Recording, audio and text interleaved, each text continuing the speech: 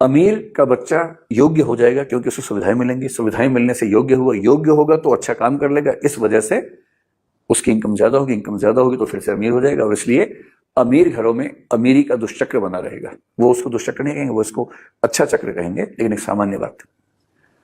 अब इसका विपरीत देखिए कि एक व्यक्ति गरीब है, पुअर है, गरीब घर में पैदा हुआ है,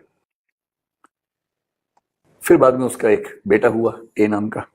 क्योंकि ए गरीब है इसलिए उसको अच्छी शिक्षा नहीं मिलेगी, अच्छी शिक्षा नहीं मिलेगी, बचपन से उसको काम करना पड़ेगा, किसी चाय की दुकान पे उसको छोटू बन के चाय बेचनी पड़ेगी, पढ़ने का तो मौका मिलेगा ही नहीं। और इस वजह से ये बच्चा बहुत एबल नहीं हो पाएगा, ये आप कह सकते हैं कि अनेबल किस्म का बच्चा, अयोग्य किस्म का बच्चा होकर रह जाएगा। और जब ये अनेबल हो जाएगा तो सीधी सी बात है कि इसको अच्छी नौकरी मिलेगी नहीं, और इसलिए इसके इनकम का लेवल बहुत कम रहेगा। जब ये इनकम का लेवल कम रहेगा तो ये जिंदगी भर गरीब रहेगा, और फिर ये गरीब रहेगा, फिर इसका बच्चा वो गरीब, उसका बच्चा फिर वो गरीब होगा। एक आध बच्चा संयोग से इस दुष्चक्र को तोड़ देगा, अखबारों में बड़ा बड़ा छपेगा उसके बारे में, और लोग ये भरोसा कर लेंगे कि गरीबी से हर व्यक्ति लड़ सकता है, जबकि ये बात सही नहीं है।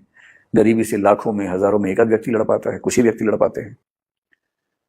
और इसका मतलब ये हुआ कि जब आप मेरिटोक्रेसी की बात करते हैं तो आपको ये समझना पड़ेगा कि मेरिट आमतौर पर जन्मजात नहीं होती है, मेरिट का ज्यादा बड़ा हिस्सा माहौल से आता है। और क्योंकि समुदाय में, समाज में बराबरी नहीं है, इसलिए जो लोग बेहतर स्थिति में हैं उनकी हर पीढ़ी में योग्यता और अमीरी पैदा होती रहेगी। और मेरिटोक्रेसी के नाम पर दरअसल जो प्लूटोक्रेसी होती है, जो समाज के अमीर लोग हैं उनका शासन होता है, वो पीढ़ी दर पीढ़ी चलता रहता है, और गरीब लोगों को या पिछड़े व्यक्तियों को अयोग्य कह कहकर हर पीढ़ी में हम खारिज करते रहते हैं।